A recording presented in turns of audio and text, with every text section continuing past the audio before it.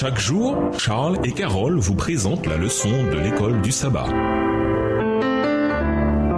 Bienvenue dans votre émission. Dieu nous parle. Nous voilà à la leçon de dimanche, le don de l'hospitalité. Lisons Genèse 18, les versets 1 à 15. Quels éléments liés à l'hospitalité la réponse d'Abraham à ses invités démontre-t-elle? Genèse 18 et versets 1 à 15. L'Éternel lui apparut parmi les chênes de Mamré, comme il était assis à l'entrée de sa tente pendant la chaleur du jour. Il leva les yeux et regarda, et voici 3 hommes étaient debout près de lui. Quand il les vit, il courut au-devant d'eux, depuis l'entrée de sa tente, et se prosterna en terre. Et il dit, Seigneur, si j'ai trouvé grâce à tes yeux, ne passe point, je te prie, loin de ton serviteur. Permettez qu'on apporte un peu d'eau pour vous laver les pieds et reposez-vous sous cet arbre. J'irai prendre un morceau de pain pour fortifier votre cœur, après quoi vous continuerez votre route, car c'est pour cela que vous passez près de votre serviteur. Ils répondirent, fais comme tu l'as dit. Au verset 6, Abraham alla promptement dans sa tente vers Sarah et il dit, vite, 3 mesures de fleurs de farine, pétris et fais des gâteaux. Et Abraham courut à son troupeau, prit un veau tendre et bon, et le donna à un serviteur qui se hâta de l'apprêter. Il prit encore de la crème et du lait avec le veau qu'on avait apprêté, et il les mit devant eux. Il se tint lui-même à leur côté sous l'arbre, et ils mangèrent. Alors ils lui dirent, où est Sarah, ta femme? Il répondit, elle est là, dans la tente. L'un d'entre eux dit, je reviendrai vers toi à cette même époque, et voici Sarah, ta femme, aura un fils. Sarah écoutait à l'entrée de la tente qui était derrière lui. Verset 11. Abraham et Sarah étaient vieux, avancés en âge, et Sarah ne pouvait plus espérer avoir des enfants. Elle rit en elle-même en disant, maintenant que je suis vieille, aurais-je encore des désirs? Mon Seigneur aussi est vieux. L'Éternel dit à Abraham, quoi donc Sarah a-t-elle ri en disant, est-ce vraiment j'aurai un enfant, moi qui suis vieille? Y a-t-il rien qui soit étonnant de la part de l'Éternel? Au temps fixé, je reviendrai vers toi à cette même époque et Sarah aura un fils. Sarah mentit en disant,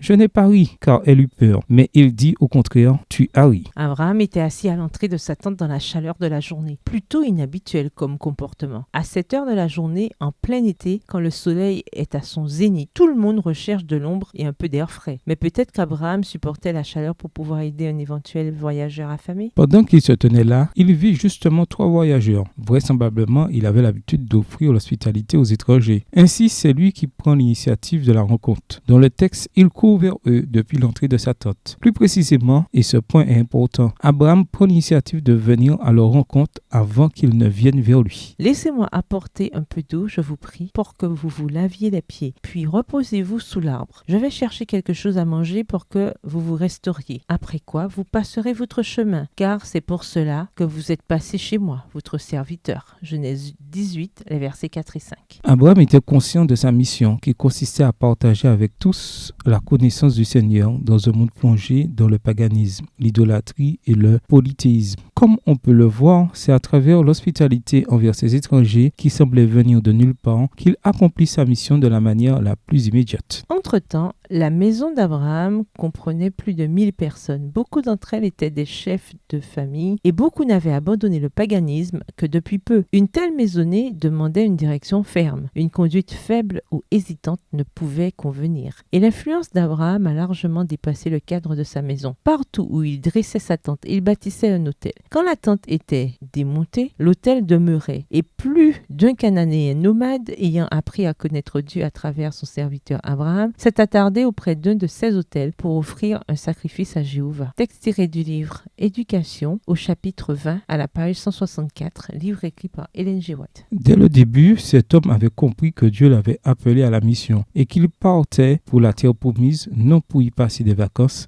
mais pour y être une bénédiction pour son entourage et, à travers sa descendance, pour le monde entier. Quel principe de l'exemple d'hospitalité d'Abraham pouvez-vous mettre en œuvre dans votre propre vie? Au revoir. Et à demain si Dieu veut. Dieu nous parle. Chaque jour, Charles et Carole vous présentent la leçon de l'école du sabbat.